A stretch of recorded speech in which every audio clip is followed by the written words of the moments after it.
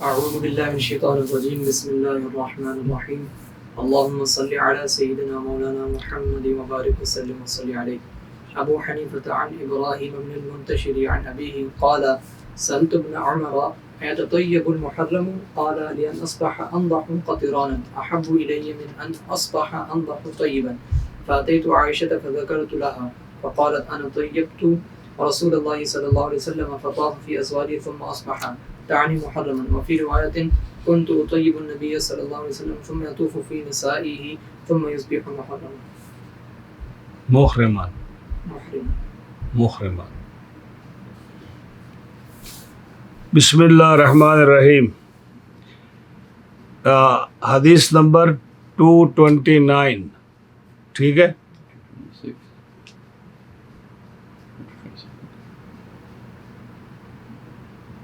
227. ادھر تو 229 ہے. یہ یہاں سے امام صاحب مسئلہ بیان فرما رہے ہیں.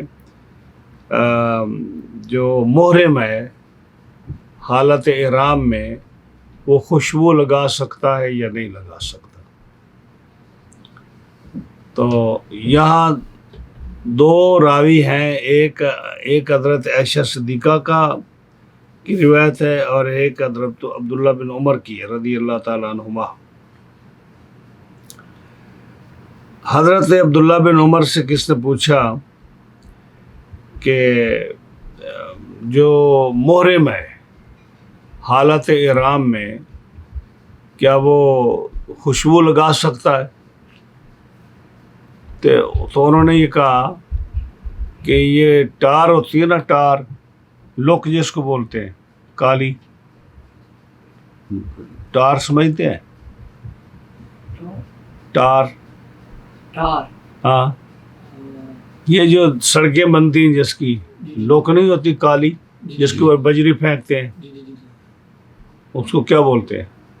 ٹار ہی بولتے ہیں.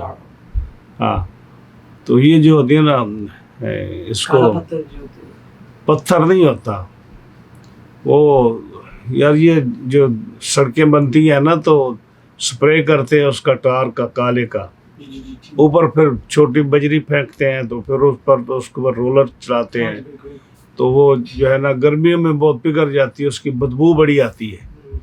ہاں جی، قرآن مجید میں سورہ ابراہیم میں بھی آتا سرابیلہم من قطران وتغشی وجوہہم النار.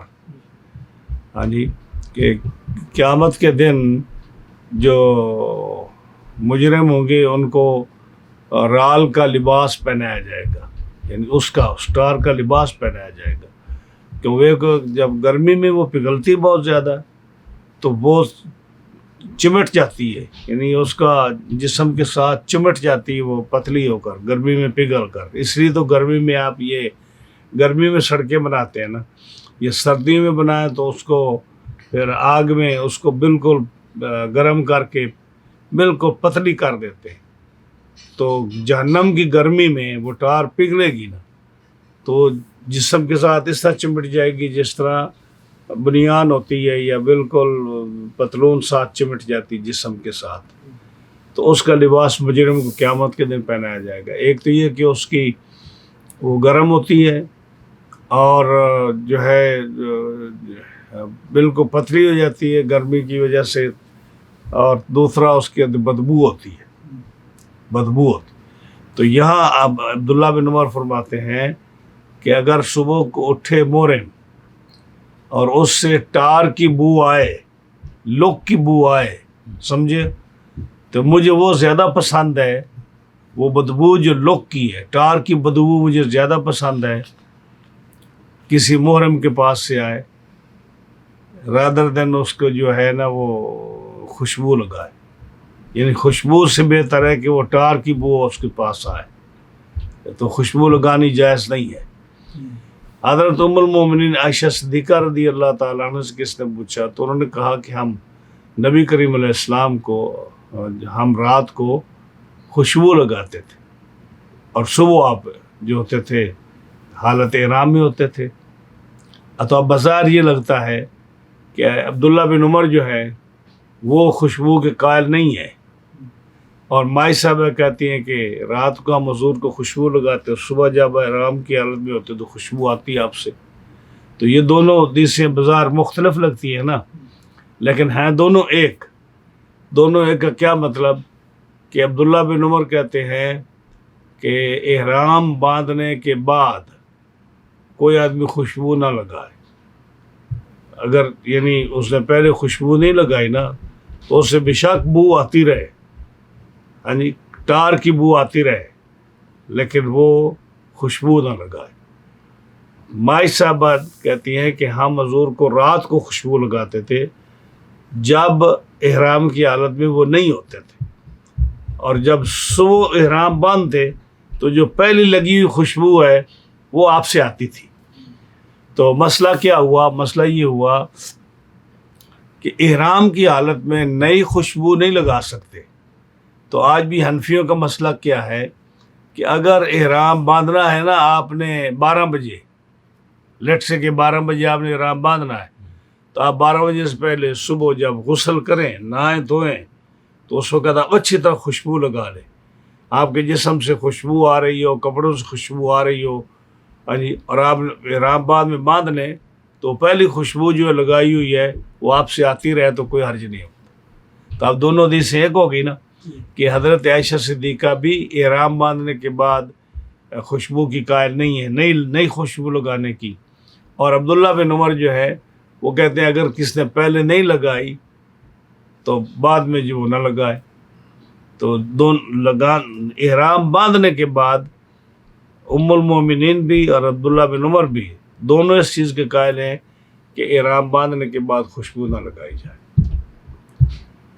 البتہ حنفیوں کے نزدیک یہ ہے کہ اگر احرام باندھنے سے پہلے خوشبو لگائی جائے تو وہ احرام باندھنے کے بعد وہ خوشبو آتی رہے تو کوئی فرق نہیں پڑتا.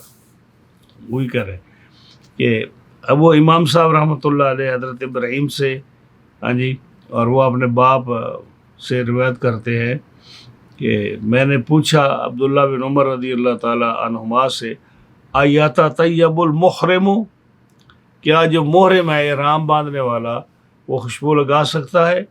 آپ نے فرمایا لَأَنْ أَصْبَحَ أَنْزَهُ قَاطِرَانًا، کہ اگر وہ اس حال میں کہ صبح کرے وہ کہ اس سے ٹار کی بدبو آئے، احبو، میں اس کو پسند کرتا ہوں، مجھے یہ زیادہ پسند ہے اس بات سے کہ ان اصبح انزہ طیباً یتیماً، کہ وہ جو ہے نا صبح کو اس سے خوشبو آئے، یعنی خوشبو لگائے. پھر میں آیا عائشہ کے پاس، ام المومنین کے پاس، میں نے ان کو ذکر کیا، انہوں نے کہا کہ میں نبی کریم علیہ السلام کو خوشبو لگایا کرتی تھی. فطاف فی ازواجہ، جب آپ رات کو اپنے ازواج مطہرات کے پاس ہوتے تو خوشبو لگاتے، یعنی اس وقت حالت احرام میں نہیں ہوتے تھے. ثم اصبح، پھر جب صبح کرتے یعنی تانی محرمن، یعنی پھر وہ اس وقت احرام کی حالت میں ہوتے. تو اس کا مطلب یہ ہے کہ جو ہے نا رات کو جو خوشبو لگی ہوتی تو صبح خوشبو ابھی ان کے جسم پر ہوتی اور آپ احرام باندھ لیتے. اور ایک روایت میں ہے کون تو اطیب النبی صلی اللہ علیہ وسلم، میں خوشبو لگایا کرتی تھی نبی کریم علیہ السلام کو، ثم یطوف فی نسائہ، پھر رات کو اپنے ازواج مطہرات کے پاس جاتے اور سب صبح ہوتی تو احرام کی حالت میں ہوتے. تو رات کو خوشبو لگائی ہوئی یعنی حالت احرام سے پہلے خوشبو لگائی ہوئی جو ہے وہ جائز ہے، اور جب صبح کو احرام باندھیں تو وہ خوشبو پہلے والی آتی رہے تو اس میں کوئی حرج نہیں. ابو حنیفہ رضی اللہ تعالی عنہ عن ابی الزبیر عن جابر رضی اللہ تعالی عنہ ان النبی صلی اللہ علیہ وسلم امر اصحابه ان يحلوا من احرامهم بالحج ويجعلوا عمرة.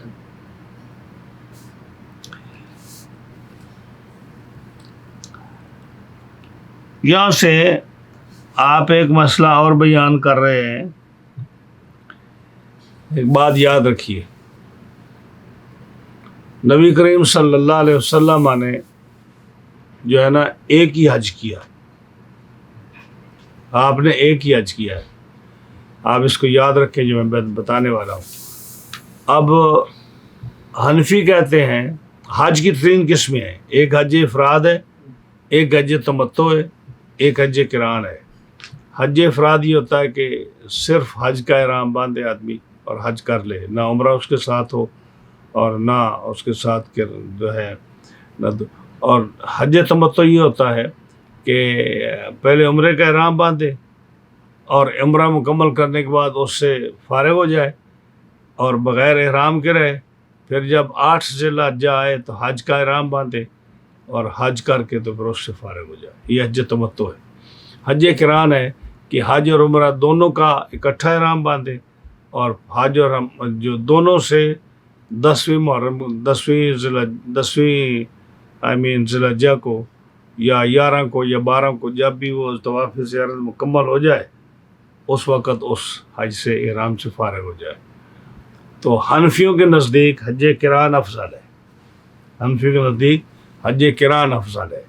وہ اس لیے افضل ہے کہ دونوں میں سٹرگل ہے کہ ایک آدمی جو ہے وہ حج کا اور عمرے کا احرام دونوں کا اکٹھا باندھتا ہے اور اس کے لیے لانگ پیریڈ آف ٹائم ہے کہ اس نے احرام جو باندھا عمرے اور حج دونوں کا، تو درمیان میں اس کو ٹائم نہیں ملا کہ وہ ایک سے فارغ ہو جائے، تو لمبا احرام اس کا ہو گیا عمرے اور حج کا، تو یہ زیادہ ثواب ہے اس کا۔ تو اور جو ہے نا حج تمتع اس میں یہ ہوتا ہے کہ پہلے عمرے کا احرام باندھے، عمرہ کرنے کے بعد اب وہ فری ہے تو کھا پی سکتا ہے، نہا سکتا ہے، غسل کر سکتا ہے، سارے جو کام جو احرام کے باہر لوگ ہوتے ہیں وہ کر سکتا ہے۔ جب حج کا موسم آئے تو 8 ذی الحجہ کو پھر حج کا احرام باندھے تو اس میں تھوڑی سہولت مل گئی نا۔ تو حنفیوں کے نزدیک اس لیے حج قران افضل ہے کہ اس میں زیادہ سٹرگل ہے، تکلیف ہے۔ شافیوں کے نزدیک حج تمتع افضل ہے۔ ہاں جی، اور ساری بات اس پر آتی ہے کہ حنفی کہتے ہیں کہ نبی کریم علیہ السلام نے حج قران کیا ہے اور شافی کہتے ہیں کہ آپ نے حج تمتع کیا ہے۔ ہاں جی، یہی جھگڑا جو ہے نا اب حاجیوں میں ہوتا ہے۔ اب جو حج تمتع کرتے ہیں نا وہ کہتے ہیں کہ نبی کریم علیہ السلام نے حج تمتع کیا، اور جو حج قران کرتے ہیں وہ کہتے ہیں کہ نبی کریم علیہ السلام نے حج قران کیا۔ یہ جھگڑا آپس میں ہے اور ہر ایک کی اپنی اپنی دلیلیں ہیں۔ وہ کیسے ہے کہ آپ صلی اللہ علیہ وسلم جب آپ حج پر آئے تو آپ نے حضرت علی کو کہا کہ جو ہے نا ہدی کا انتظام کر لے، یعنی جو قربانی ہوتی ہے نا اس کا انتظام کر لے۔ تو پہلے جو تھا نا یہ لوگ اپنی قربانی اپنے ساتھ لے جایا کرتے تھے، جب حج پہ جاتے نا تو اپنی قربانی ساتھ لے جایا کرتے تھے۔ تو چونکہ جو حج قران ہوتا ہے اس میں 2 قربانیاں دینی ہوتی ہیں، ہاں جی، اور جو حج تمتع ہوتا ہے اس میں عمرے کی قربانی نہیں ہوتی، حج کی قربانی ہوتی ہے۔ تو حضرت علی رضی اللہ تعالیٰ عنہ قربانیاں لے کر آئے تو صحابہ نے جو ہے نا حج احرام باندھ لیا حضور صلی اللہ علیہ وسلم کے پاس ساتھ، جب کر لیا۔ اب جب وہاں صحابہ پہنچے تو کچھ لوگوں کے پاس قربانیاں تھیں، کچھ لوگوں کے پاس قربانیاں نہیں تھیں۔ ہاں جی، تو جن کے پاس قربانیاں نہیں تھیں نبی کریم علیہ السلام نے فرمایا کہ تم ایسا کرو، تم اپنا عمرہ کرنے کے بعد نا عمرے سے فارغ ہو جاؤ، یعنی تم جو ہے نا عمرہ کرنے کے بعد نا احرام کھول دو بال کٹا کے۔ تو انہوں نے احرام کھول دیا اور جو ہے نا پھر 8 ذی الحجہ کو حج کا احرام باندھ کر انہوں نے حج کر لیا۔ تو ان کا کون سا حج ہو گیا؟ حج تمتع ہو گیا۔ حج تمتع یہی ہوتا ہے نا کہ پہلے عمرہ کرنے کے بعد احرام کھول دیں، تو ان کا حج تمتع ہو گیا۔ لیکن نبی کریم صلی اللہ علیہ وسلم نے خود، آپ نے چونکہ ہدی چلائی تھی، آپ ہدی لے کر آئے تھے، آپ احرام سے نہیں نکلے، آپ احرام سے نہیں نکلے۔ تو اب جب یہ لوگ انہوں نے جب یہ دیکھا کہ نبی کریم علیہ السلام نے فرمایا ہے صحابہ کو کہ تم جو ہے نا ہدی لے کر نہیں آئے اور تم عمرے سے نکل جاؤ، مطلب احرام سے نکل جاؤ عمرہ کرنے کے بعد، تو یہ نبی کریم علیہ السلام نے صحابہ کو کہا، لہذا حج تمتع افضل ہے۔ ہم کہتے ہیں کہ نبی کریم علیہ السلام نے خود کیا کیا، آپ نے تو جو ہے نا احرام سے آپ نہیں نکلے، آپ اسی حج قران کیا آپ نے، تو اس لیے ہمارے نزدیک حج قران افضل ہے۔ اب نبی کریم علیہ السلام نے یہ فرمایا کہ یہ دیکھیں لو انی استقبلت من امری مستدبرت لم اسق الہدیہ وجعلتها عمرتن. جو میں بعد میں میں نے جو دیکھا، ہاں جی، جو میں نے بعد میں دیکھا کہ مجھے صحابہ کو یہ کہنا پڑا کہ تم عمرے سے فارغ ہو جاؤ کہ تمہارے پاس ہدی نہیں ہے. اگر مجھے یہ پہلے خیال آتا تو میں کیا کرتا، میں ہدی لے کے نہ آتا. یعنی لو انی استقبلت من امری، اگر مجھے پہلے اپنے اس معاملے کا پتہ چلتا، مستدبر تو جو میں بعد میں نے خیال کیا، تو لم اسق الہدیہ، میں ہدی نہ چلاتا. ہاں جی، اور ہدی جب نہ چلاتا تو وجعلتها عمرتن، اور عمرے کے لیے تو ہدی نہیں چاہیے تھی نا، تو میں عمرہ کر لیتا. ہاں جی، فمن کان منکم لیس معہ ہدی، جس کے ساتھ ہدی نہیں ہے وہ کیا کرے، وہ احرام سے نکل جائے، حلالی ہو جائے، احرام سے نکل جائے اور اپنا عمرہ بنا لے. تو اب یہ تو ٹھیک ہے، نبی کریم علیہ السلام نے ان کے لیے اجازت دے دی کہ تمہارے پاس ہدی نہیں ہے تو تم اپنے عمرہ بنا لو، اور عمرہ کرنے کے بعد تم احرام سے فارغ ہو جاؤ. سمجھے میرا پوائنٹ؟ لیکن آپ نے تو نہیں نا عمرے سے نکلے. جب آپ عمرے سے نہیں نکلے، آپ نے ان کو فرمایا کہ تم چونکہ تمہارے پاس ہدی نہیں ہے، اس لیے تم جو ہے نا احرام سے نکل جاؤ اور عمرہ کر کے اور حج میں بعد کر لینا. تو ان کا حج تمتع ہو گیا. لیکن میرا سوال ہے کہ نبی کریم علیہ السلام نے خود کیا فرمایا کہ میں اگر مجھے پہلے خیال آتا تو میں بھی ہدی نہ لے کے آتا اور میں کیا کر لیتا، میں بھی تمتع کر لیتا. لیکن اب انہوں نے کیا کیا، اب انہوں نے حج قران کیا. تو یہ احناف کی دلیل ہے کہ نبی کریم علیہ السلام نے قران کیا ہے، تو ہمارے نزدیک حج قران افضل ہے، جو حج اور عمرے دونوں کا اکٹھا ہوتا ہے. تو یہ جو ہے نا امام صاحب رحمۃ اللہ علیہ فرماتے ہیں، حضرت جابر سے روایت ہے، جابر بن عبداللہ انصاری سے، کہ نبی کریم علیہ السلام نے امر اصحابہ، اپنے صحابہ کو حکم دیا کہ ان یحلوا من احرامہم، اپنے احرام سے نکل جائیں، ہاں جی، حج کے ساتھ، یعنی حج کا احرام توڑ دیں جو انہوں نے باندھا ہے، اور یجعلوا عمرتن، اور عمرہ کر لیں. تو عمرہ کرنے کے بعد جو ہے وہ احرام سے نکلے ہوئے ہیں، اور جب حج کا موسم آئے گا تو حج کر لیں. تو امر اصحابہ کا نا، خود تو نہیں کیا. تو ہمارے نزدیک کیا پھر جو نبی کریم علیہ السلام نے احرام کیا، حج کیا، وہ حج کون سا تھا؟ قران. تو حنفیوں کے نزدیک حج قران سنت ہے، جیسا کہ یہ حدیث بتا رہی ہے کہ آپ نے صحابہ کو حکم دیا کہ تم تمتع کر لو کیونکہ تمہارے پاس ہدی نہیں ہے. میرے پاس ہدی ہے، اس لیے میں حج قران کروں گا. سمجھے؟ جی. اور جو حج قران ہوتا ہے اس کا کوئی کنڈیشن ہوتا ہے کہ آپ کو جو ہے نا میقات کے اندر ہونا چاہیے اس وقت سے، یا جیسے ہم جہاں سے جاتے ہیں ہم کر سکتے ہیں قران؟ ہاں ہم حج قران ہی کرتے ہیں. ہم نے ہمیشہ حج قران ہی کیا ہے. جتنے بھی میں نے حج کیے، تقریباً 1 درجن سے زیادہ حج کیے میں نے. ہاں جی، سارے حج قران کیے. ہم تو یہاں سے جو ہے احرام باندھتے ہیں. جیسے بھی میں امارات سے 1 دفعہ گیا، وہاں احرام باندھا. کئی دفعہ ہم جو ہے جہاز سے باندھا. کئی دفعہ ہم نے یہاں کینیڈی ایئرپورٹ سے احرام باندھا. ہاں جی، کئی دفعہ مصر سے باندھا جب کیرو کے راستے گئے. کئی دفعہ مدینہ منورہ سے احرام باندھا جب اس ذوالحلیفہ کی طرف سے آئے. تو ہر دفعہ ہم نے جو ہے نا حج قران ہی کیا ہے ساتھیوں کے ساتھ. ہمارے جتنے ساتھی جاتے تھے ہم نے ہمیشہ حج قران کیا ہے. 1 دفعہ بھی ہم نے حج تمتع نہیں کیا، ہمیشہ حج قران کیا. اچھا، آئی تھنک کیونکہ میرا سوال یہ ہے کہ جیسے اگر آپ پہلے جاتے ہیں نا وہاں پر، آپ احرام میں ہوتے ہیں نا، آپ احرام پہنتے ہیں، پھر وہاں جا کے عمرہ کرتے ہیں، پھر اس کے بعد 1-2 دن ہوتے ہیں. نہیں، میری بات سنیں. ایک جو ہے نا جب ہم حج پہ گئے نا، جب ہم اگر تو عمرے پر جائیں تو صرف عمرے کا ہی باندھتے ہیں نا. حج کے دنوں میں تو آپ عمرے کے دن، جب حج کے دنوں میں تو آپ حج اور عمرہ ہی کریں گے نا. آپ حج کے موسم کے علاوہ جب آپ جاتے ہیں تو آپ عمرے کا احرام باندھیں گے. ٹھیک ہے؟ جو کئی عمرے ہم نے کیے جب ہم بغیر حج کے گئے، حج کے موسم کے علاوہ، تو عمرے کیے. لیکن جب بھی ہم حج کے موسم میں گئے ہم نے حج قران کا ہی باندھا.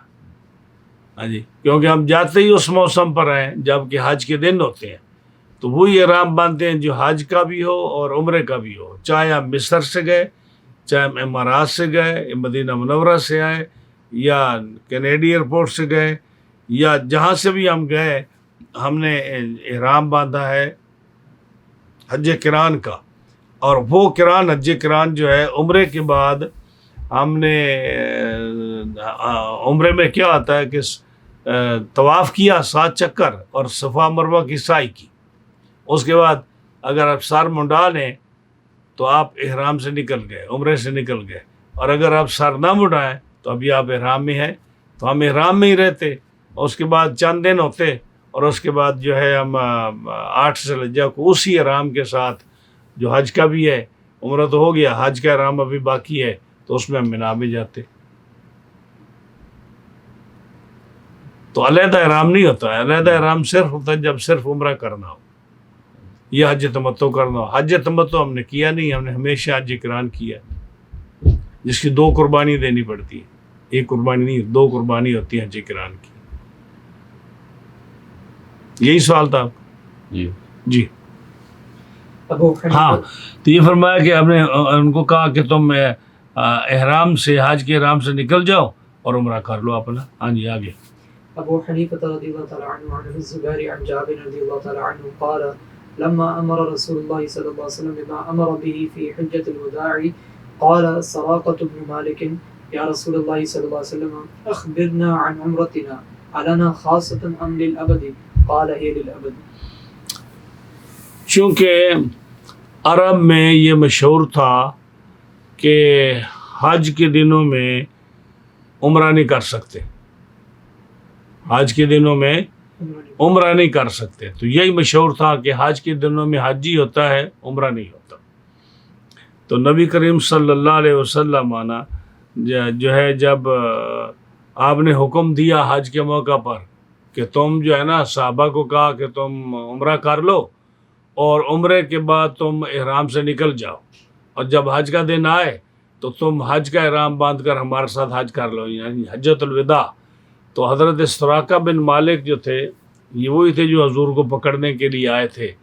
سراقہ بن مالک جب آپ نے ہجرت کی تھی تو سراقہ بن مالک نے عرض کی یا رسول اللہ صلی اللہ علیہ وسلم، یہ ہمارے لیے خاص رعایت ہے جو آپ نے فرمایا کہ تم عمرہ کر لو اور احرام سے نکل جاؤ، یا قیامت تک آنے والے تمام مسلمانوں کے لیے یہ ہے؟ یعنی حج کے دنوں میں عمرہ نہیں کیا جاتا، اور آپ نے جو ہمیں اجازت دی ہے کہ آپ عمرہ کر لو اور عمرہ سے فارغ ہو اور اس کے بعد حج کے دنوں میں حج کر لینا. تو یہ حج کے دن ہی ہیں جس میں ہم نے عمرہ کیا، اور آپ کہتے ہو کہ عمرے سے حج کے احرام سے نکل جاؤ اور عمرہ کر لو، اور جب حج کا دن آئے تو تم اس میں حج کا احرام باندھ لینا.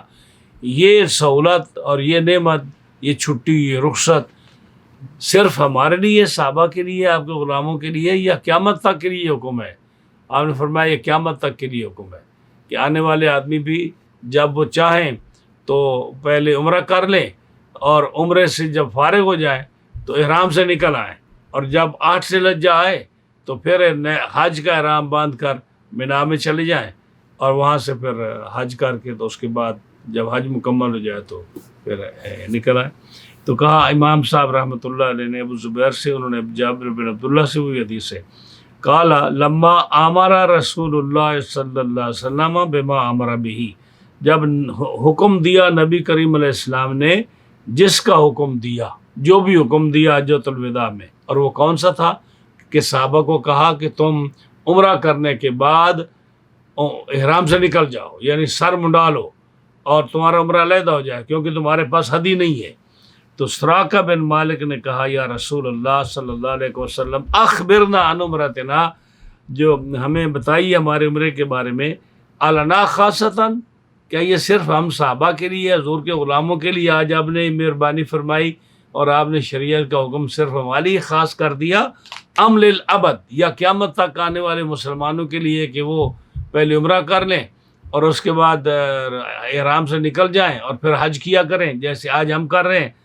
فرمایا ہی للابد، یہ ہمیشہ کے لیے. أبو حنيفة عن الهيثم عن رجل عن عائشة رضي الله تعالى عنها أنها قدمت وهي متمتعة وهي حائض فأمرها النبي صلى الله عليه وسلم فرفضت عمرتها۔ اب جو ہے نا ایک اور مسئلہ نبی کریم صلی اللہ علیہ وسلم کی حدیث سے یہ امام صاحب ثابت کرتے ہیں کہ جب نبی کریم علیہ السلام نے حج فرمایا تو آپ نے تو ایک ہی حج کیا نا، جس کو حجۃ الوداع کہتے ہیں، ایک ہی حج کیا۔ تو جب آپ اپنی ازواج کے ساتھ آپ تشریف لائے حج پر تو آپ نے احرام باندھا قران کا، تو ظاہر ہے کہ آپ کے ساتھ جو آپ کی ازواج تھی انہوں نے بھی وہی احرام باندھا، تو قربانیاں تھیں آپ کے پاس۔ اب ہوا کیا کہ مائی صاحبہ رضی اللہ تعالیٰ عنہ حضرت عائشہ صدیقہ جو تھی ان کو وہ مینسز آ گئے، حیض آ گیا، اور انہوں نے ابھی عمرہ نہیں کیا تھا۔ پہلے عمرہ کرنا ہوتا ہے نا، تو پہلے ہی انہوں نے ابھی کعبۃ اللہ کا طواف نہیں کیا، ان کو حیض آ گیا، تو اب جو ہے ان کو یہ فکر پڑ گیا کہ عمرہ پہلے کرنا ہوتا ہے، تو عورت جو ہے یہ مینسز کی حالت میں کعبۃ اللہ کا طواف نہیں کر سکتی، سعی کر سکتی ہے، سعی کر سکتی ہے، کیونکہ سعی جو ہے یہ مسجد سے باہر ہے، سعی کر سکتی ہے تو حیض کی حالت میں، لیکن طواف نہیں کر سکتی۔ تو انہوں نے جب طواف نہ کیا تو طواف جو ہے مین رکن ہے، دو ہی تو رکن ہے عمرے کے، ایک طواف اور ایک سعی۔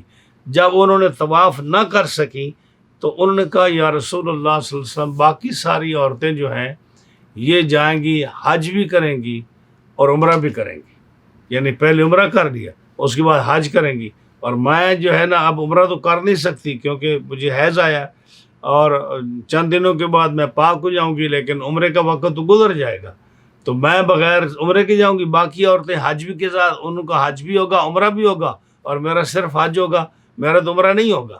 تو آپ نے فرمایا ایسا کر، تو عمرے کا احرام توڑ دے،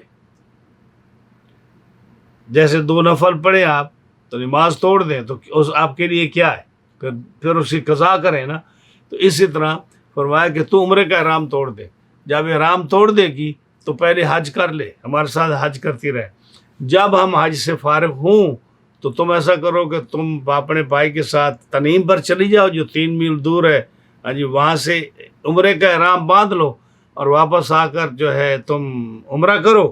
اب آپ کا حج بھی ہو گیا، عمرہ بھی ہو گیا، اور میں فلاں مقام پہ آپ کا انتظار کروں گا، تو تم عمرہ کر کے پھر میرے ساتھ شامل ہو جانا، تو آپ کا عمرہ بھی ہو جائے گا، حج بھی ہو جائے گا، سمجھے؟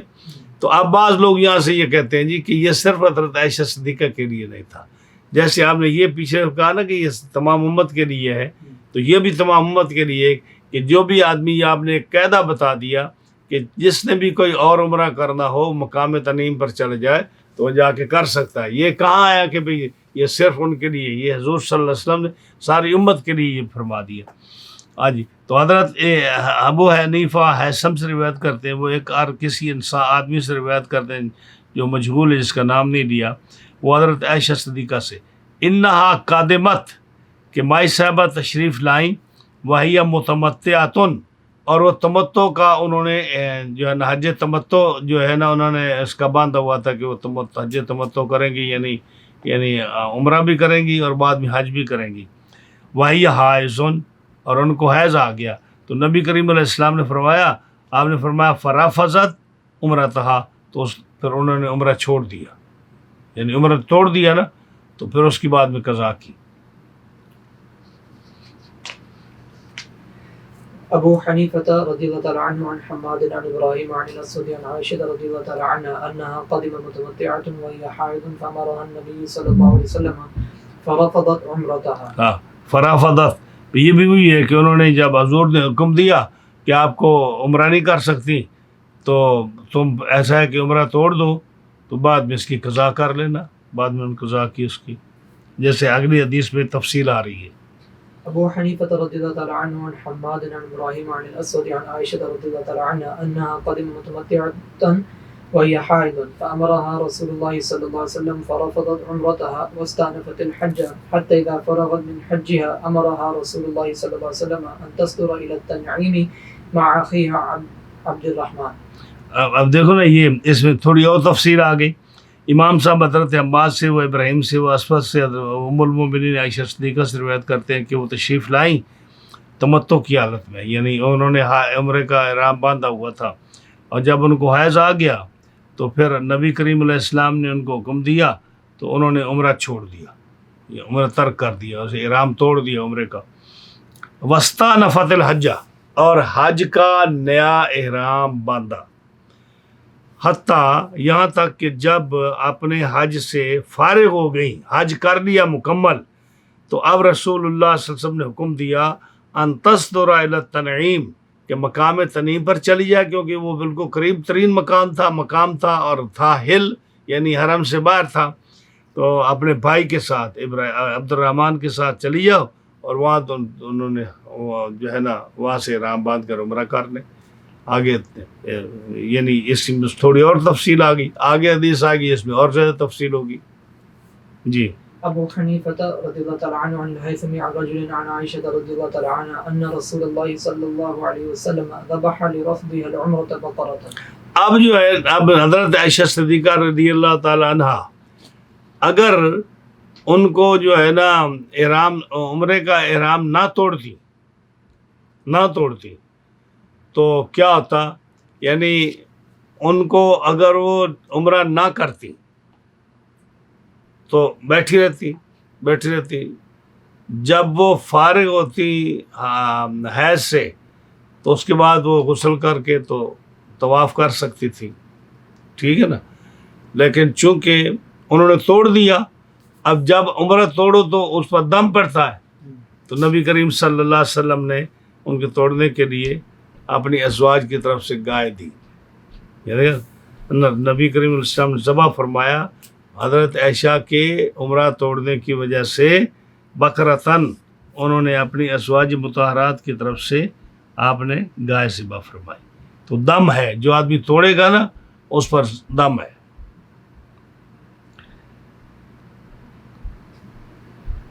اب ایک بات اور یاد رکھیے، جو آدمی ناپاکی کی حالت میں، عورت اگر حیض کی حالت میں کعبے کا طواف کرے گی، یا مرد ناپاکی کی حالت میں طواف کرے گا تو طواف تو اس کا ہو جائے گا، ناپاکی کی حالت میں طواف ہو جائے گا، لیکن اس کو اونٹ کی قربانی دینی پڑے گی. جرمانہ جو ہے نا وہ ایک بکرا نہیں ہے، اونٹ کی قربانی.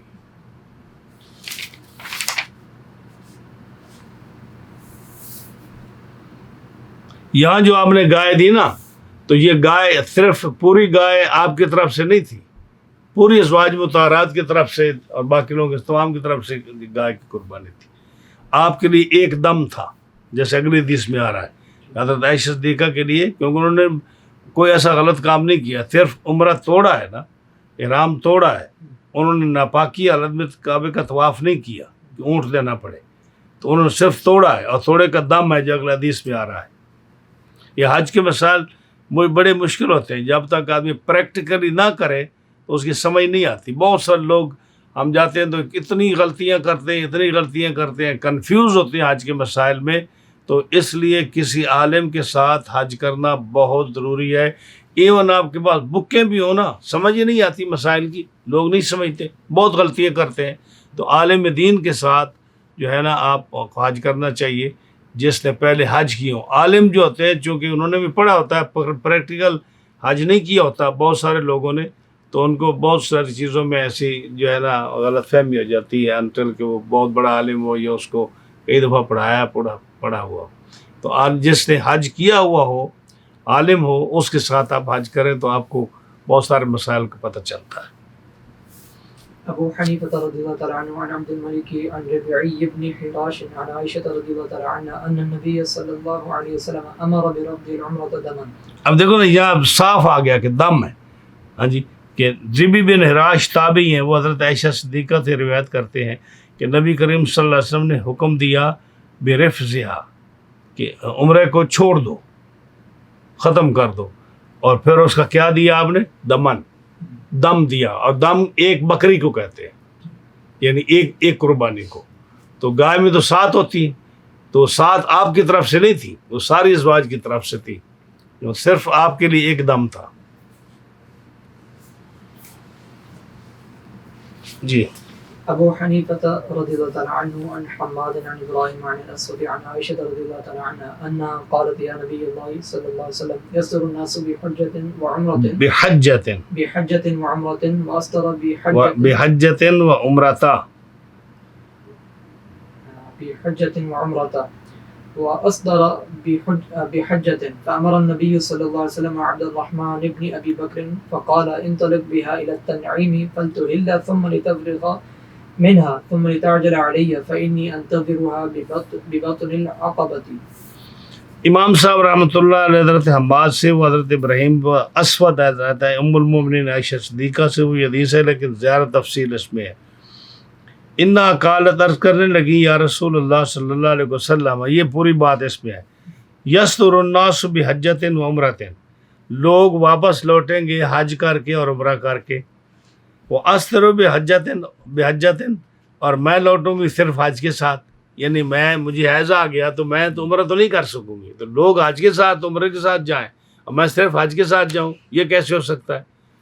تو نبی کریم علیہ السلام نے رعایت فرمائی ہے، یعنی ازواج مطہرات کی اپنی بیوی کی رعایت فرمائی، فرمایا کہ آپ نے حکم دیا عبد الرحمن بن ابی بکر کو، ان کے بھائی کو، مائی صاحبہ کے بھائی کو، فرمایا انطلق بہا الی التنعیم، حج کر لیا انہوں نے تو جاؤ ان کے ساتھ تنعیم میں، ہاں جی، وہاں سے فتحل، وہاں سے احرام باندھے، ثم لتفرغ منہا، پھر احرام باندھ کر جب عمرے سے فارغ ہو جائے، ہاں جی، تو پھر ثم لتعجل علیہ، پھر جلدی کر کے نا آ جاؤ میرے پاس آ جاؤ جلدی کر کے، فإنی انتظرها ببطن العقبۃ، فلاں جگہ پہ نا گھاٹی میں انتظار کر رہا ہوں گا تمہارا، تم فارغ ہو کے تو آ جاؤ میرے ساتھ، تو مکمل ہو کے آ جاؤ، یعنی ان کا عمرہ بھی ہو جائے گا، حج بھی ہو جائے گا.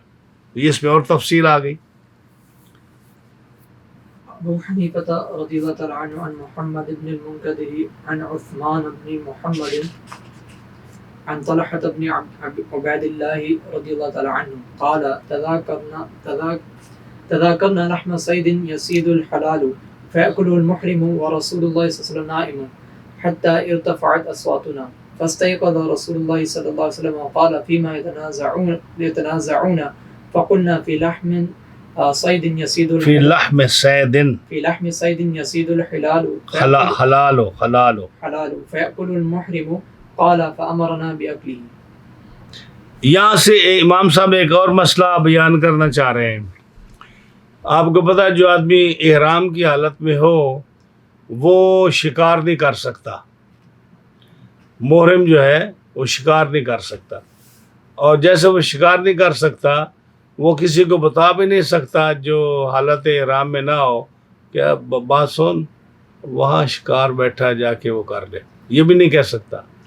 یہ ہتھیار پڑا یہ اٹھا لے، یہ بھی نہیں کہہ سکتا. ایسے بھی نہیں کہہ سکتا ہے آنکھ کے اشارے کے ساتھ، ہاتھ کے اشارے کے ساتھ وہ شکار ہے. ہاں جی، یعنی محرم جو ہے نہ اشارہ کر سکتا ہے، نہ ہتھیار دے سکتا ہے، نہ اس کو جو ہے نہ بتا سکتا ہے، نہ اس کی کوئی ہیلپ کر سکتا ہے. محرم جو ہے اگر کرے گا تو اس کو دم پڑے گا. تو لیکن اگر کوئی آدمی جو حالت احرام میں نہ ہو اور وہ شکار کر کے لائے، چاہے وہ محرم کے لیے شکار کر کے لائے یا اپنے لیے شکار کر کے لائے، اور اس کو کہے کہ میں شکار کر کے لایا ہوں تو میرے ساتھ کھانا کھا لے، تو ہمارے نزدیک حنفیوں کے نزدیک جب وہ شکار اپنے لیے کر کے لائے یا محرم کے لیے کر کے لائے، لیکن محرم جو ہے وہ اشارہ بھی نہ کرے، اس کی ہیلپ بھی نہ کرے، اس کے ساتھ دلالت بھی نہ کرے، کسی قسم کا مدد نہ کرے، تو محرم اس جو حلالی ہے یعنی جو احرام کے باہر ہے اس کے شکار کو کھا سکتا ہے حنفیوں کے نزدیک. اور جو ہے نا امام شافعی رحمۃ اللہ علیہ کے نزدیک اگر وہ آدمی اس کے لیے شکار کر کے لے کے آتا ہے، چاہے یہ ہیلپ کرے یا نہ کرے، یہ نہیں کھا سکتا. یہ اختلاف ہے، اس کو بھی سمجھے میری بات کو. اس کو ذکر کر رہے ہیں امام صاحب رحمۃ اللہ علیہ محمد بن منقدر سے، وہ حضرت عثمان بن محمد سے، وہ طلحہ بن عبید اللہ سے روایت کرتے ہیں کہ ہم تذاکرنا لحم صید، ہم آپس میں تضا کرنا، یہ تضارب یا تضارب سیگا یعنی جانبین سے تضا کرنا، ہم آپس میں ڈسکس کر رہے تھے لحم سیدن، شکار کے گوشت میں، جس کو حلالی شکار کرے. حلالی وہ حلالی اس کو بولتے ہیں جو احرام کی حالت میں نہ ہو. جب حلالی اس کو شکار کرے تو کیا فیاکل المحرم، کیا محرم کھا سکتا ہے اس کو؟ اور نبی کریم صلی اللہ علیہ وسلم آپ آرام فرما رہے تھے اور ہم آپس میں ڈسکس کر رہے تھے زور زور سے. حتیٰ ارتفعت اصواتنا، یہاں تک کہ ہماری آوازیں اونچی ہو گئی. ظاہر ہے جب آدمی باس کرتا ہے تو پھر پرواہ نہیں کرتا کہ میں اونچے بول رہا ہوں نیچے بول رہا ہوں. تو اپنے ہوتا ہے نا کہ میں سچا ہوں، میرے دلائل مضبوط ہیں. تو جیسے گفتگو میں آج آوازیں اونچی ہو جاتی ہیں، ہماری آوازیں اونچی ہو گئی. حضور آرام فرما رہے تھے، آپ جاگ پڑے. جب آپ جاگے تو آپ نے فرمایا فیما یتنازعون، اور کس بات میں جھگڑا کر رہے ہو؟ ہم نے عرض کیا یا رسول اللہ شکار کے گوشت میں جس کو حلالی شکار کرے، یعنی جو احرام میں نہیں ہے، تو کیا حلالی آدمی اگر شکار کرے تو کیا فیاکل المحرم، کیا محرم اس کو کھا سکتا ہے؟ ہاں جی. تو آپ نے فرمایا حکم دیا بیا کے لیے کہ کھا سکتا ہے. ہاں جی. لیکن اس کی تفسیر پھر آگے آ رہی ہے. میں نے جو عرض کر دیا وہ یہی ہے کہ محرم جو ہے اگر اس کے لیے بھی وہ شکار کر کے لاتا ہے تو حنفیوں کے نزدیک محرم کھا سکتا ہے، جبکہ محرم اس کی مدد بھی نہ کرے کسی معاملے میں، اس کا اشارتاً بھی یا ہتھیار دے کر یا اس کے پکڑنے میں یا بتانے میں مدد نہ کرے، لیکن وہ اپنے لیے شکار کر کے لائے یا اپنے محرم ساتھی کے لیے شکار کر کے لائے اور وہ محرم نہیں ہے تو محرم کھا سکتا ہے. لیکن اگر امام شافعی رحمۃ اللہ علیہ کے نزدیک وہ نہیں کھا سکتا اگر محرم کے لیے شکار کر کے لاتا ہے تو. جی. ابو حنیفہ رضی اللہ تعالی عنہ عن محمد بن المنکدر عن ابی قتادہ رضی اللہ تعالی عنہ قال خرجت في رهط من اصحاب النبي صلى الله عليه وسلم ليس في القوم حلال غيري فنظرت نعامة فسرت إلى فرسي فركبتها وعجلت عن صوتي فقلت لهم ناولونيه فأبوا فنزلت عنها فأخذت صوتي فطلبت النعامة فأخذت منها حمارا فأكلته وأكلت. اب یہ حدیث میں تھوڑی اور وضاحت آ گئی. امام صاحب رحمۃ اللہ علیہ محمد بن منقدر سے، وہ حضرت ابی قتادہ سے، کہ میں نکلا فی راحتن من اصحاب النبی صلی اللہ علیہ وسلم، صحابہ کرام کا ایک گروہ جا رہا تھا حج کے لیے تو میں بھی ان کے ساتھ نکل پڑا. رات کہتے ہیں جو لیس دین 10 پیپل ہو، جماعت ہو لیس دین 10 پیپل، 10 آدمیوں سے کم لوگ تھے، ان کے ساتھ میں بھی شامل ہو گیا. ہاں جی. لیس فی القوم حلال غیری، باقی سارے احرام کی حالت میں تھے، ایک میں تھا جس کا احرام نہیں تھا. ہاں جی. قوم میں نہیں تھا کوئی بھی حلالی سوائے میرے، یعنی غیر محرم. حلالی مطلب غیر محرم، ایک میں ہی تھا جس کا احرام نہیں تھا، باقی سارے احرام کی حالت میں تھے. فنظر تو نامتن، میں نے دیکھا ہے کہ جو ہے نا وہ گاؤ خر مطلب جنگلی گدھا، میں نے دیکھا جنگلی گدھا دیکھا. نعامہ کہتے ہیں جنگلی گدھے کو، جنگلی گدھا دیکھا. فسر تو الا فرس، میں سوار ہو گیا، میں دوڑا اپنے گھوڑے کی طرف اور میں اس پر سوار ہو گیا اس کو پکڑنے کے لیے کہ میں اپنے گھوڑے پر سوار ہو کر میں اس کا شکار کروں.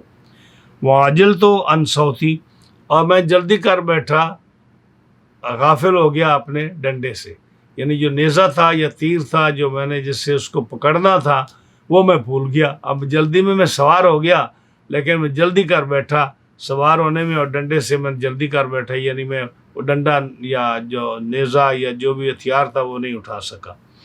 میں نے صحابہ ساتھیوں کو کہا ناولینی ہے، مطلب مجھے وہ نیزہ پکڑانا. ہاں جی. فاباؤ، انہوں نے کہا ہم تو نہیں دے سکتے کیونکہ وہ احرام کی حالت میں تھے نا. اگر وہ دیتے ہیں تو اس کا مطلب یہ کہ ہیلپ کر رہے ہیں.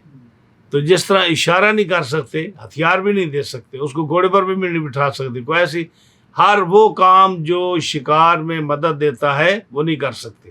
انہوں نے انکار کر دیا. تو میں خود اترا سواری سے اور فاخذ تو صوتی، میں ڈنڈا پکڑ لیا، میں نے خود جو ہے نا ہتھیار پکڑ کر.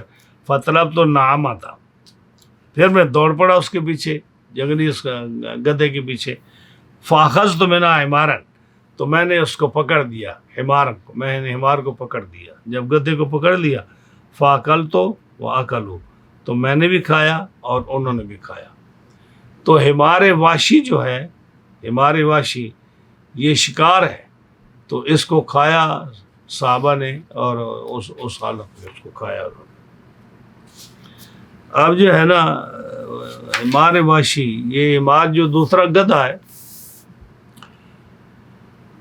میں اس بارے میں بھی نہیں کچھ کہہ سکتا کہ یہ حدیث پاک میں آیا نا کہ حمار واشی کو صحابی نے کھایا، لیکن نبی کریم صلی اللہ علیہ وسلم نے حمار کو، حمار اہلی کو، جو گھروں کے گدھے ہیں، ان کو آپ صلی اللہ علیہ وسلم نے خیبر والے دن حرام کیا، خیبر والے دن حرام کیا۔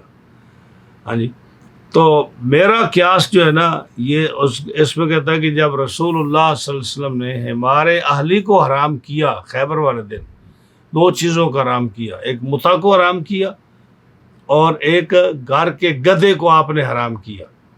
لیکن اگلے دن میں جو ہے نا یہ فون پر جو تھا ایک میسج آیا جس میں سن رہا تھا، ڈیبیٹ سن رہا تھا علماء کی، اہل حدیث علماء کی۔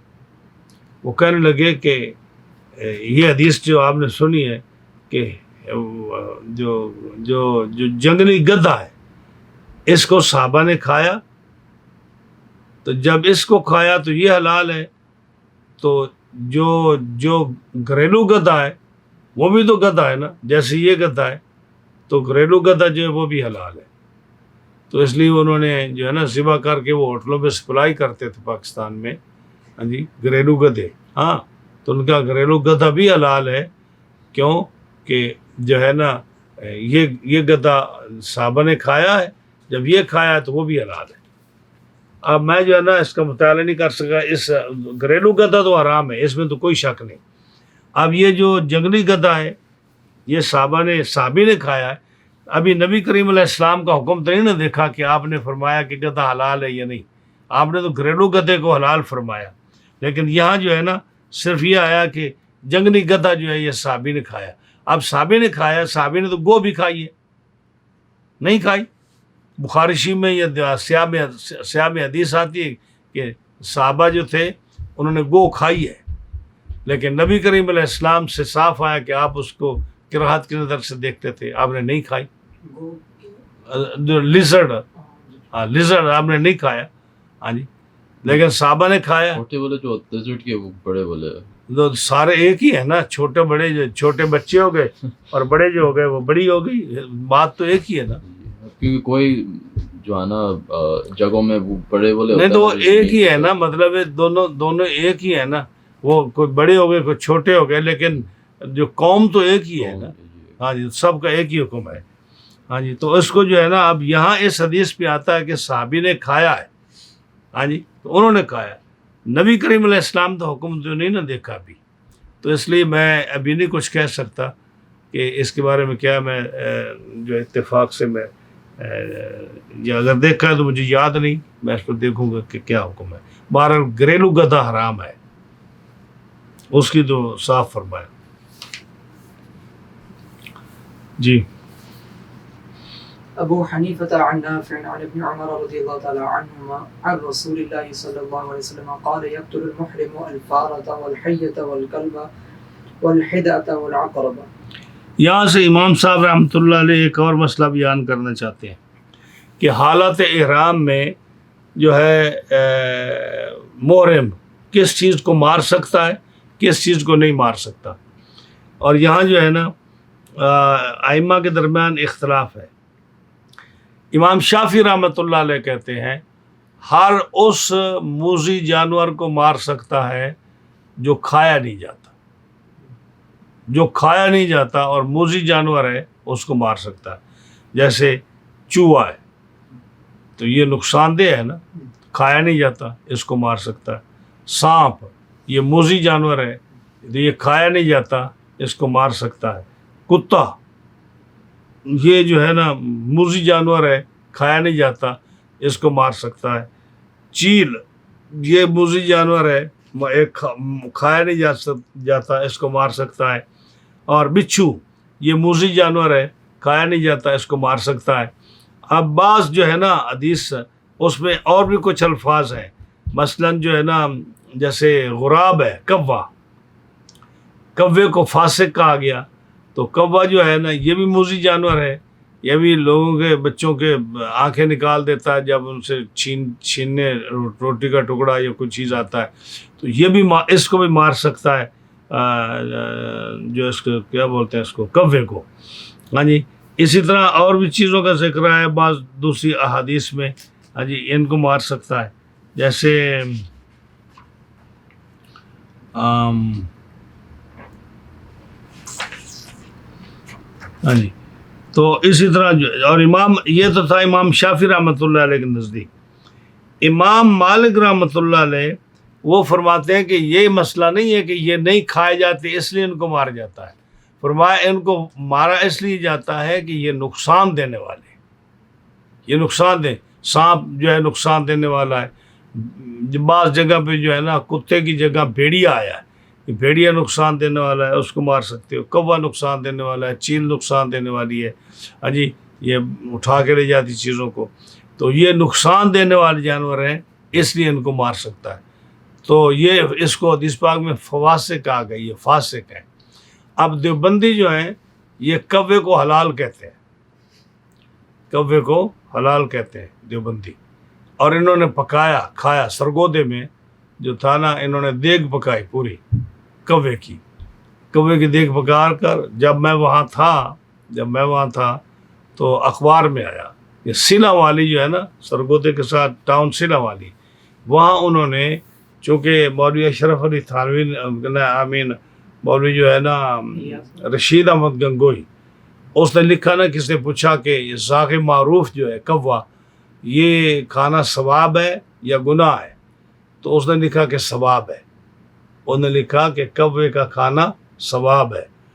تو یہ چونکہ دیوبندیوں کا فتویٰ ہے کہ کوے کا کھانا ثواب ہے, اور انہوں نے پھر اس کو ثابت کرنے کے لیے, اس کو مسئلے کو اور زندہ کرنے کے لیے سلا والی میں مدرسے میں انہوں نے دیگ پکائی کووں کی, اخبار والوں کو بلایا اور کھایا, پوری دیگ کو کھایا انہوں نے. اور یہ اخبار میں آیا. جب میں یہاں آیا تو میرے پاس اس کی کٹنگ موجود تھی اخبار کی, شاید اب بھی میرے پاس ہوگی کہیں نہ کہیں, کہ ان کے نزدیک کوا حلال ہے اور کوا جائز ہے. حالانکہ اس کوے کو نبی کریم صلی اللہ علیہ وسلم نے احادیث میں سیاستہ میں کہ یہ فاسق میں سے گنا. اور یہاں بھی دیکھ لو, یہاں بھی ذکر ہے کہ اربعن, ہاں جی, کلہن فواسق, یہ 4 چیزیں جو ہیں یہ مکمل طور پر فاسق ہیں. یقتلن فی الحل والحرم, یہ حرم ہو یا ہل ہو, یعنی حرم شریف کے باہر بھی اور حرم شریف کے اندر بھی ان کا قتل کرنا جائز ہے. ان میں کیا الحدات ہو, ایک چیل ہو گئی, والغراب کوا ہو گیا, والفارت ہو چوہا ہو گیا, والکلب العقور اور کلب عقور ہو گیا, ان بھیڑیا وغیرہ یا کتا ہلکا, ان کو یہ جو نقصان دینے والی چیزیں ہیں ان کا قتل کرنا جائز ہے. تو جب یہ فاسق ہے, نبی کریم علیہ السلام نے حدیث میں فرمایا کہ فاسق ہے, کون کھاتا ہے فاسق کو؟ ہاں جی, تو یہ ان کے نزدیک یہ جو ہے نا کوے کی کئی قسمیں ہیں. اب یہ لوگ جو ہے نا کچھ لوگ بہانے بناتے ہیں کہ نہیں یہ کوا نہیں, کوا مراد ہے جو رہتا ہے کھیتوں میں رہتا ہے, باغوں میں رہتا ہے, وہ نہیں. کوے کو ذاغ معروف کون سا کوا ہے؟ یہی کوا جو لوگ بچوں کے ہاتھ سے ٹکڑے چھین کر اڑ جاتا ہے, تو یہ کوا ہے. وہ کوا نہیں ہے جو کھیتوں میں دانے کھاتا ہے یا باغوں میں رہتا ہے. ذاغ معروف لکھا ہے, اور ذاغ معروف یہی ہے. تو ہمارے نزدیک یہ حرام ہے, دیوبندیوں کے نزدیک یہ حلال ہے. لیکن ان کا اس لیے اللہ تعالیٰ نے لکھا کہ یہ جو اندھے کو عادت پڑی ہے کہ شوربے ہی سے کھائے. ہاں جی, اندھے کو عادت پڑی ہے کہ شوربے ہی سے کھائے. ہاں جی, جو ہے اندھے کو عادت پڑی ہے کہ شوربے ہی سے کھائے،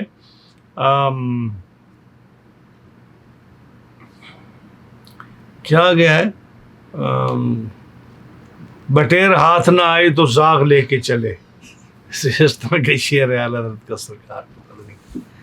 بہرحال ان کے نزدیک کا وہ حلال ہے، یہ تو صاف ہے۔ میرے پاس یہاں کتاب موجود ہے، اگر چاہیں تو میں دکھا سکتا ہوں ابھی آپ۔ لیکن ان کا دلیل کیا ہے کہ وہ حلال ہے؟ دلیل کیا دیتے ہیں؟ دلیل کیا نہیں ہے؟ جب حدیث پاک میں آتا ہے کہ کوا حرام ہے، فاسق ہے، فواسق ہے، اور حدیث پاک میں آتا ہے کہ یہ الفاظ ہیں، کون کھاتا ہے کوے کو؟ مائی صاحبہ کہتی ہیں کہ یہ کوا حرام، کوا فواسق میں سے ہے، کون کھاتا ہے کوے کو؟ اور اس کے باوجود یہ کہ ذاق معروف حلال ہے، تو پھر یہی ہوا نا کہ جو حلال چیزوں کو، پاکیزہ چیزوں کو حرام کہتے ہیں، تو ہم نے کہا ٹھیک ہے، تمہاری قسمت میں یہی دے دیتے ہیں۔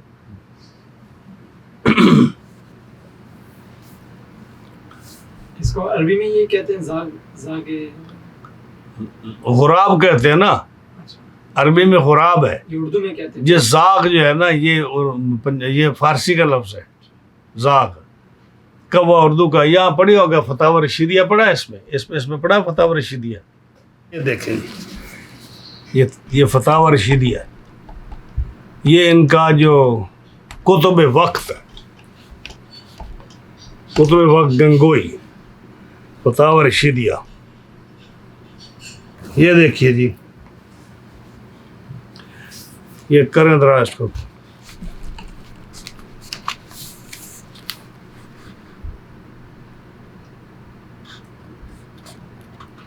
کوا کھانا حلال ہے نا، جو ہائی لائٹڈ سیکشن، ہاں ہائی لائٹ جو ہے، ٹھیک ہے نا۔ اب یہ کتاب جو ہے، یہ مولانا رشید احمد گنگوئی، جن کو کتب وقت لکھتے ہیں،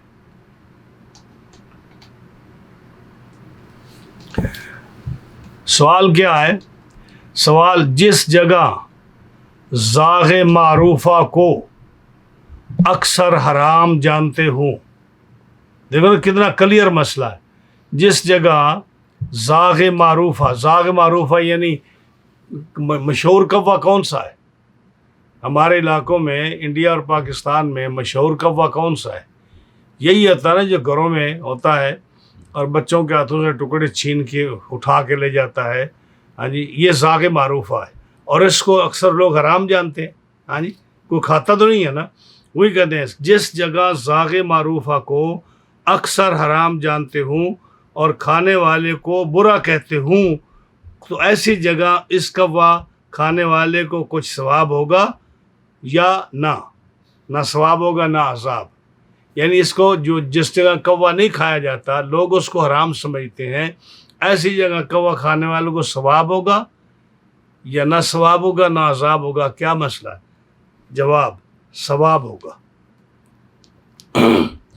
اب دیکھیے یہ کہ کوے کھانے والے کو ثواب ہوگا، اور اب حدیث پاک دیکھیے، سیاستہ کی حدیث ہے، اس میں ہے کہ یہ تو آپ ابھی دیکھا نا آپ نے کہ ہل میں بھی جو، یعنی حرم میں بھی اس کا مارنا کوے کا جائز ہے، اور ہل میں بھی اس کا مارنا جائز ہے، یعنی حرم میں بھی اس کا کوئی احترام نہیں، ہل میں بھی کوئی احترام نہیں۔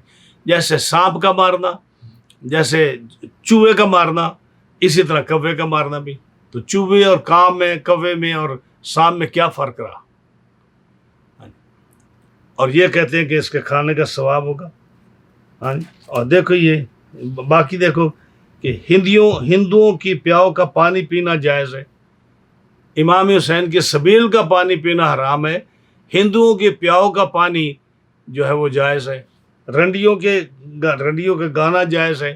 یعنی ہر وہ کام جو ہندوؤں کا ہے، ہندوؤں کا کھانا، ہندوؤں کا پینا اور ان کی مٹھائی کھانا ان کی کتابوں میں جائز ہے، امام حسین کے سبیل کا پانی پینا حرام ہے۔ لا حول ولا قوت الا باللہ العلی العظیم۔ یعنی اسلام سے اتنی دشمنی، حلال چیزوں سے اتنی دشمنی، تو پھر رب تعالیٰ نے ان کی قسمت میں کوا نہیں کیا تو کیا کیا؟ ہاں جی، اندھے کو پڑی ہے عادت کی شوربے ہی سے کھائے، بٹیر ہاتھ نہ آئے تو زاغ لے کے چلے. اعلیٰ حضرت نے پھر صحیح لکھا نا.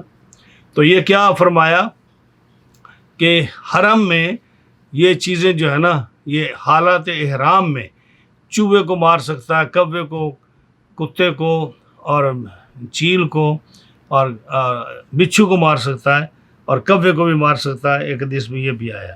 تو ان کا امام شافعی رحمۃ اللہ علیہ کہتے ہیں کہ ہر اس کو مار سکتا ہے کیونکہ یہ کھائے نہیں جاتے. امام مالک کہتے نہیں، یہ تکلیف دینے والے ہیں، ایذا دینے والے ہیں، اس لیے ان کو مار سکتے ہیں. تو ہمارے احناف کے نزدیک بھی ان کو مار سکتے ہیں. جی. ابو حنیفہ عن سماک عن ابن جبیر عن ابن عباس رضی اللہ تعالی عنہما قال تزوج رسول اللہ صلی اللہ علیہ وسلم میمونہ رضی اللہ تعالی عنہا بنت الحارث وهو محرم. امام صاحب رحمۃ اللہ علیہ حضرت سماک سے، وہ حضرت ابن جبیر سے، وہ حضرت عبداللہ بن عباس رضی اللہ تعالیٰ عنہما سے روایت کرتے ہیں.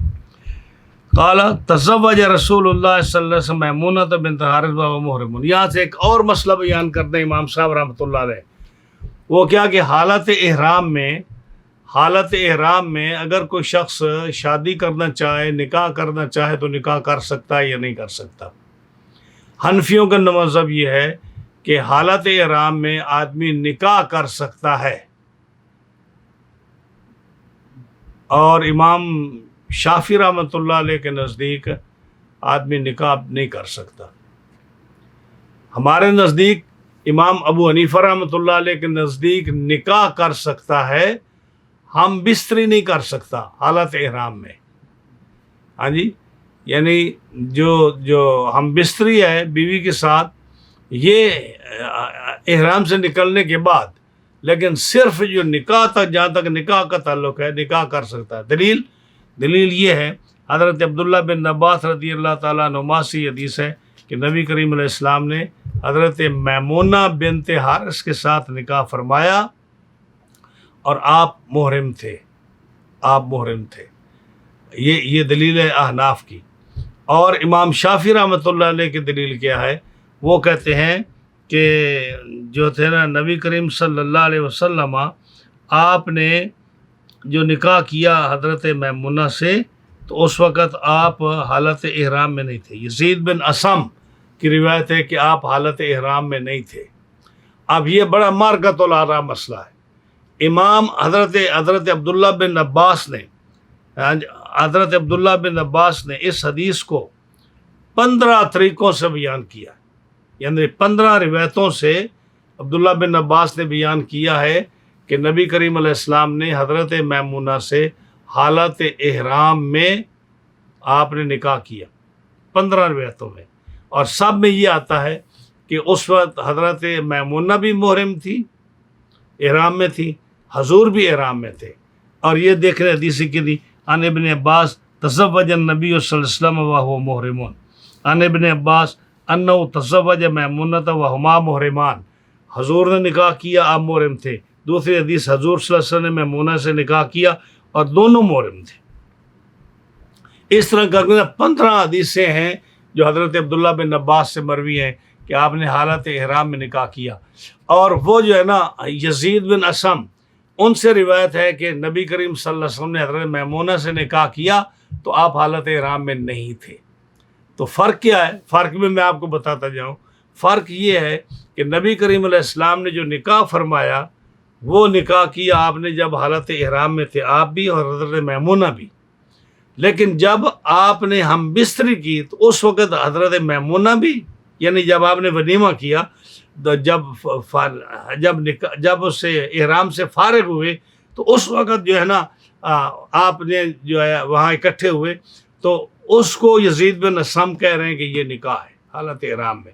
حالانکہ نکاح پہلے کیا اور جو ہے نا ولیمہ وہ بعد میں کیا، تو اس کو روایت کیا. اب اس پر یہ دیکھیں نا کتنے صفحے ہیں، 2-3 صفحے 4 صفحے انہوں نے اس پر بڑی لمبی چوڑی بحث کی. اب لمبی چوڑی بحث جو کی، تو اب آخر میں آ کر فیصلہ کس بات پر ہوا؟ باتیں کچھ ہیں ایسی جو کرنے والی نہیں ہوتی، لیکن جب دلائل دیتے ہیں نا، جب اتنی دیکھو محدثین نے کتنی لمبی بحث کی. اب کسی نے کہا کہ دیکھو کیوں تم عبداللہ بن عباس جو تھے، عبداللہ بن عباس وہ بانجے تھے حضرت میمونہ کے، حضرت میمونہ کے بانجے تھے، تو ان سے بہتر کون جانتا ہے حالات کو؟ اب وہ بولے، انہوں نے کہا یزید بن اسام بھی تو بانجے تھے، یعنی دوسرا راوی جو یزید بن اسام وہ بھی بانجے تھے۔ اب انہوں نے جواب دیا کہ دیکھ یزید بن اسام بھی بانجا تھا، عبداللہ بن عباس بھی بانجے تھے، لیکن عبداللہ بن عباس صرف بانجے نہیں تھے، نبی کریم صلی اللہ علیہ وسلم کے کزن بھی تھے۔ ہاں جی، حضور صلی اللہ علیہ وسلم کے گھر میں ان کا آنا جانا ایسے تھا کہ حضور بھی ان سے شفقت فرماتے تھے، ان کو اپنے پاس رکھتے، ان کو سکھاتے، اللہم علم الکتاب والحکمت کی دعا بھی دی، تہجد میں بھی ان کو ساتھ کھڑا کرتے، یعنی وہ آتے جاتے تھے گھر میں، اور حضور کے کزن بھی تھے اور جو حضرت میمونہ کے بانجے بھی تھے۔ تو کہا کہ تم کیسے یزید بن اسم کو عبداللہ بن عباس کے ساتھ ملا سکتے ہو؟ لیکن جب انہوں نے کہا کہ یہ بانجے تھے تو وہ بھی بانجے، تو کیا فرق ہوا؟ اب دیکھو انہوں نے کیا، محدثین نے کیا کہا، جب عمر بن دینار نے سوال کیا، ہاں زہری نے سوال کیا عمر بن دینار سے یزید بن اسم کی حدیث کے بارے میں، تو انہوں نے کیا فرمایا، وما یدری ابن اسم، ان کا اور یزید بن اسم کیا حدیث کو سمجھ سکتا ہے؟ ان کا دیکھو کتنے لفظ کہ تم عبداللہ بن عباس کے مقابلے میں یزید بن اسم کو لے کے آتی ہو۔ یزید بن اسم کی کیا حیثیت ہے عبداللہ بن عباس کے مقابلے میں؟ انہ عرابیون، یہ یزید بن صاحب گاؤں کا ہے، پینڈو آدمی ہے، بوال اللہ ساکئی ہے، جس کو پیشاب کرنے کا بھی طریقہ نہیں ہے، یعنی اپنی پنڈلیوں پر پیشاب کرتا ہے، یعنی مطلب کہنے کا کہ گاؤں کے آدمی جو ہیں ان کو آداب نہیں ہے پیشاب کرنے کا بھی، جب پیشاب کرتے ہیں تو چھینٹے ان کی پنڈلیوں پر پڑتے ہیں۔ ہاں جی، تو اتجالو مثل ابن عباس، تم ان کو ابن عباس کے مقابلے میں لے کے آتے ہو، جن کے بارے میں نبی کریم علیہ السلام نے فرمایا کہ اللہم علم الکتاب والحکمہ۔ ہاں جی، تو یہ محدثین جو ہے نا جب بحث کرتے ہیں حدیث پر تو ان آدمی کی پوری ہسٹری کو دیکھتے ہیں کہ وہ کیسے ہے، وہ کیسے ہے، ان کا علم کتنا ہے، ان کا علم کتنا ہے۔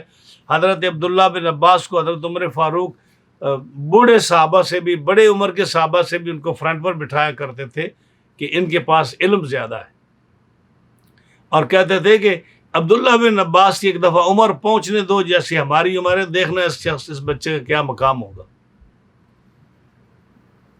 تو اس لیے رئیس المفسرین کس کا لقب ہے؟ عبداللہ بن عباس کا ہی ہے نا۔ تو عبداللہ بن عباس سے یہ روایت ہے، آپ فرماتے ہیں کہ نبی کریم علیہ السلام نے حضرت میمونہ سے جو ہے اپنے نکاح فرمایا تو حالت احرام میں دونوں تھے، حضرت میمونہ بھی اور حضور صلی اللہ علیہ وسلم بھی۔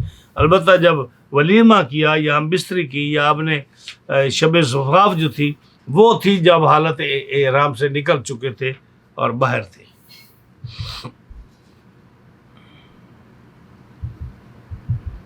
بڑی لمبی بات کی انہوں نے، بڑے جواب دیے، بڑی گفتگو کی آپ نے، یہ 3-4 صفحے۔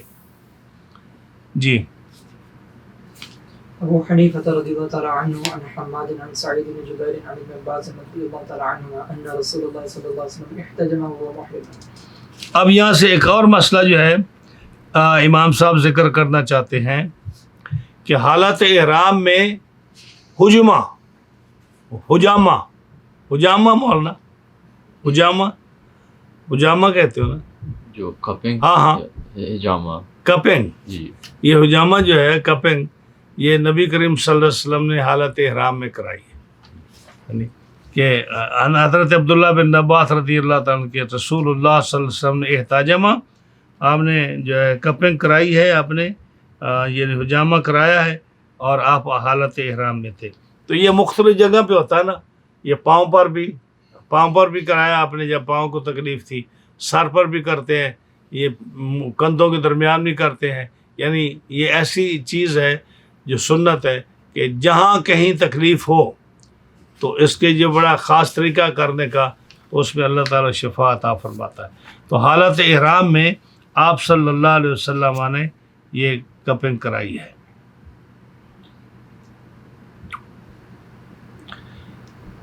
تو ہمارے نزدیک جو ہے نا یہ جو ہے جائز ہے حالت احرام میں کرنا جب آدمی کو ضرورت اس کی ہو. ابو حنیفہ رضی اللہ تعالی عنہ عن نافع عن ابن عمر رضی اللہ تعالی عنہما قال ما تركت استلام الحجر منذ رأيت رسول اللہ صلی اللہ علیہ وسلم يستلمه.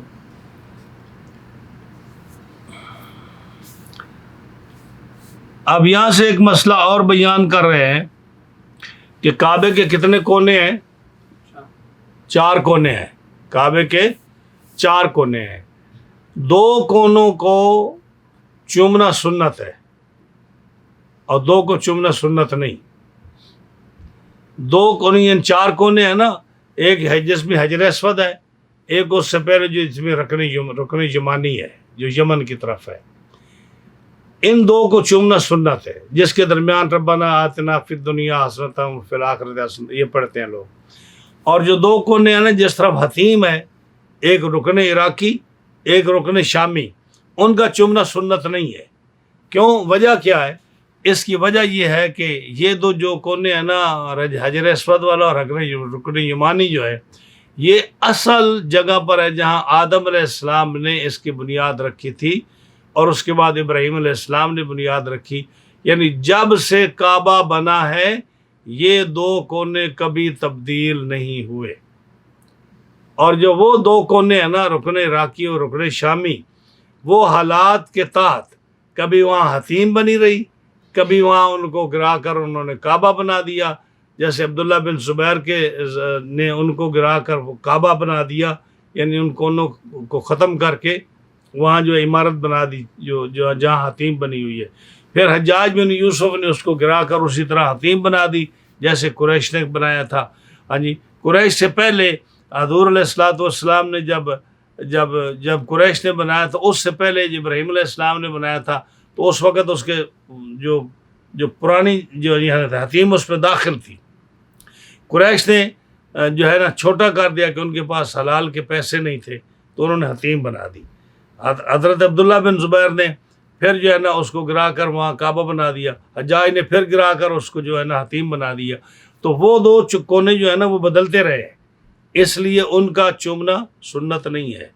یہ 2 جو کونے ہیں رکن یمانی رکن اسود, یہ ہمیشہ رہے ہیں آدم علیہ السلام کے زمانے سے لے کر اب تک, اس وقت تک.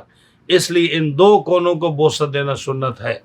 اور نبی کریم علیہ السلام نے فرمایا کہ جب بھی میں رکن یمانی کے پاس آیا بوسہ دینے کے لیے, وہاں ایک فرشتے کو میں نے دیکھا جو دعا کر رہا تھا کہ جو اس کونے کو چومے اس کے لیے دعا کی, اور کہیں جبریل کا لفظ بھی آتا ہے. ہاں جی, تو حضرت امام صاحب حضرت نافع سے عبداللہ بن عمر سے کہتے ہیں ما ترکت استلام الحجر, میں نے کبھی بھی یہ حجر اسود والے کونے کو نہیں چھوڑا, یعنی چوما آلویز, جب سے میں نے دیکھا کہ رسول اللہ صلی اللہ علیہ وسلم اس کونے کو چوم رہے ہیں.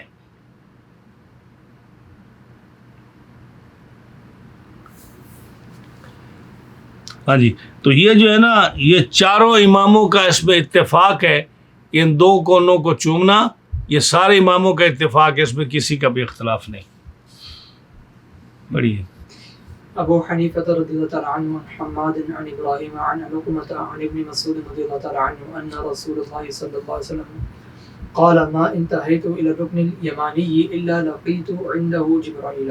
اسی حضرت عبداللہ بن مسعود سے کہ رسول اللہ صلی اللہ علیہ وسلم نے فرمایا ما انتهيت الى الركن اليماني, جب بھی میں پہنچا ہوں نا رکن یمانی پر بوسہ دینے کے لیے, مگر میں نے وہاں جبریل کو دیکھا ہے, وہ دعا کر رہا ہے اس کے لیے جو اس کو بوسہ دیتا ہے.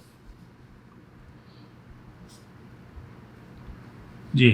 وعن عطاء ابن ابي رباح قال قيل يا رسول الله صلى الله عليه وسلم تكثر من استلام الركن اليماني قال ما اتيت عليه قط الا وجبرائيل قائم عنده يستغفر لمن يستلمه. عطاء بن ابی رباح سے یہ بھی اسی طرح ہے, عرض کیا گیا یا رسول اللہ صلی اللہ علیہ وسلم تکثر من استلام الرکن الیمانی. ہاں جی, کالا ما فرمایا کہ آپ بہت زیادہ رکن یمانی کو آپ بوسہ دیتے ہو. ہاں جی. فرمایا کہ جب بھی میں آیا ہوں وہاں نہیں آیا میں اس پر کبھی بھی مگر جبریل وہاں موجود ہوتے. یعنی جب بھی میں آیا وہاں جبریل موجود ہوتے تھے. یستغفر لمن یستلمہ، ان کے لیے وہ جبریل دعا مانگ رہے ہوتے تھے اس شخص کے لیے جو حجر یمانی کو چومتا ہے، کون یمنی کو چومتا ہے. جی. ابو حنیفہ رضی اللہ تعالی عنہ عن عبد الله عن ابن عمر رضی اللہ تعالی عنہما ان النبي صلی اللہ علیہ وسلم كان يقول بين الركن اليماني والحجر الاسود اللهم اني اعوذ بك من الكفر والفقر والذل ومواقف الخزي في الدنيا والاخره. حضرت عبداللہ بن دینار جو حضرت عبداللہ بن عمر سے روایت کرتے ہیں رضی اللہ تعالی عنہما کہ نبی کریم صلی اللہ علیہ وسلم کانا یقول بین الرکن والیمان، رکن الیمانی والحجر الاسود، یعنی جو رکن یمانی ہے وہاں سے جب حجر اسود کے درمیان آتے ہیں جہاں حکم ہے کہ ربنا آتنا فی الدنیا حسنۃ وفی الآخرۃ حسنۃ وقنا عذاب النار، وہ پڑھو. اس کے درمیان آپ کیا پڑھا کرتے تھے؟ اللہم انی اعوذ بک من الکفر والفقر والذل وموقف الخزی فی الدنیا والآخرہ. اے اللہ میں پناہ مانگتا ہوں تیری ذات سے، میں کفر سے پناہ مانگتا ہوں، فقر سے پناہ مانگتا ہوں، ذلت سے پناہ مانگتا ہوں، وہ موقف الخزی فی الدنیا والآخرہ، اور دنیا اور آخرت میں جو بھی ذلت کی جگہ ہے نا اس سے میں پناہ مانگتا ہوں کہ مجھے ہر اس ذلت کی جگہ سے بچا جہاں یہ جو ہے نا یہ چیزیں ہوں. جی. ابو حنیفہ رضی اللہ تعالی عنہ محمد عن سعید بن جبیر عن ابن عباس رضی اللہ تعالی عنہ قال طاف النبي صلی اللہ علیہ وسلم بالبيت وهو شاك على راحلته يستلم الاركان بمحجنه. وفي رواية قال طاف النبي صلی اللہ علیہ وسلم بین الصفا والمروة وهو شاك على راحلته. اب یہ جو ہے نا اب جو بیمار آدمی ہے اس کے لیے گنجائش ہے کہ وہ سواری پر، جیسے آپ دیکھتے نہیں کہ لوگ جو ہے ان کو اٹھا کر طواف کراتے ہیں. ہاں جی. اور جو اٹھا کر طواف کراتے ہیں جو چار پائیوں پر ہوتے ہیں یا جو ویل چیئر پر ہوتے ہیں تو وہ تو نہیں پہنچ سکتے نا، تو وہ چھڑی سے ایسے اشارہ کرتے ہیں اس کی طرف، یا ہاتھ سے اشارہ کرتے ہیں. تو یہاں ہے کہ حضرت امام صاحب حضرت حماد سے، سعید بن جبیر سے، حضرت عبداللہ بن عباس سے روایت کرتے ہیں کہ فرمایا طاف النبی صلی اللہ علیہ وسلم بالبیت، نبی کریم صلی اللہ علیہ وسلم نے طواف کیا بیت اللہ کا، وہو شاکن، اور آپ بیمار تھے، آپ کو تکلیف تھی. ہاں جی. تو آپ کس پر تھے؟ سواری پر تھے. آپ نے اونٹنی پر آپ نے طواف کیا. تو اب جب اونٹنی پر تھے تو آپ ہاتھ تو نہیں لگا سکتے تھے، تو آپ نے محجن جو ہے نا جو عصا اب مڑا ہوا ہوتا تھا، کھونڈی جیسی ہوتی ہے نا. ہاں جی. یہ کیا اس کو چھڑی بولتے ہیں جو مڑی ہوئی ہوتی ہے، اس کو محجن بولتے ہیں. تو میجن کے ساتھ اس جو مڑی ہوئی چھڑی ہے اس کے ساتھ آپ نے جو ہے رکن یمانی اور رکن اسود کی طرف اشارہ کیا آپ نے. اور ایک روایت میں ہے کہ نبی کریم علیہ السلام نے صفا مروہ کے درمیان طواف کیا اور آپ جو بیمار تھے علی راحلتی، اور آپ سواری پر آپ طواف کر رہے تھے. ہاں جی. اور جب آپ نے کیا طواف بیت اللہ کا تو پہلے 3 چکروں میں آپ نے جو ہے رمل کیا، اور دوسرے 4 چکروں میں 3 چکروں میں رمل کیا، اور 4 چکروں میں آپ جو ہے اسی طرح چلے آپ نارمل حالت میں.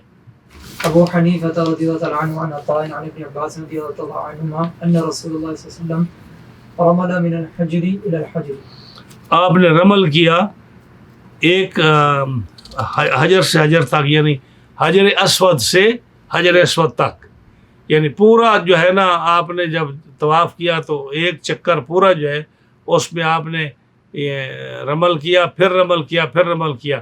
تو مطلب تین چکروں میں آپ نے رمل کیا پہلوانوں کی طرح، اور پچھلے 4 چکروں میں نارمل حالت میں آپ چلے.